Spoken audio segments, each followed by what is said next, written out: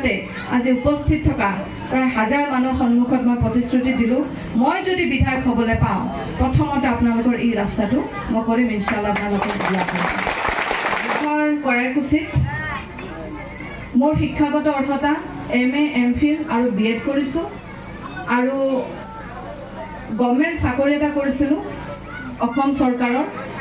disaster management মানে বানপানী দুৰ্যোগ এইবিলাক দুৰ্যোগ বা বানপানী যিবিলাক হয় এক্সিডেন্ট সেইবিলাকৰ যিটো বিভাগে চাই ডিপাৰ্টমেণ্টে সেইটো বিভাগত মই 10 বছৰ চাকৰি কৰিছিলো কিন্তু কিছু ব্যক্তিগত কাৰণত চাকৰি কৰি ৰিজাইন দিছো যে কি নহওক আপোনালোকৰ মাজত আহিছো অহা দিনৰ দলে যদি টিকট প্ৰদান কৰে আৰু আপোনালোকে যদি দুৱা আশীৰ্বাদ কৰে ইনশাআল্লাহ পাকাবেটবাৰী সমষ্টিৰ পৰা এআইডিএফ দল অৰ্থাৎ তালাচাবিৰ ছবিত মই অহা দিনত প্ৰাৰ্থিত্ব আগবঢ়াম আপোনালোকে দুৱা আশীৰ্বাদ কৰিবনে নাই কৰিব ধন্যবাদ শ্ৰদ্ধা ৰাইজ মই প্ৰতিশ্ৰুতি খুব কম দিওঁ কাৰণ আমি চাকৰি কৰি অহা মানুহ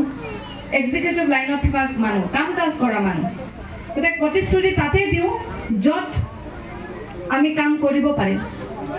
প্ৰতিশ্ৰুতি তাতে দিওঁ যিখিনি প্ৰতিশ্ৰুতি দিলে সেই প্ৰতিশ্ৰুতি মান সন্মান আমি ৰাখিব পাৰিম গতিকে ইয়াতে মহিলা মানুহ খুব কম কথা কয়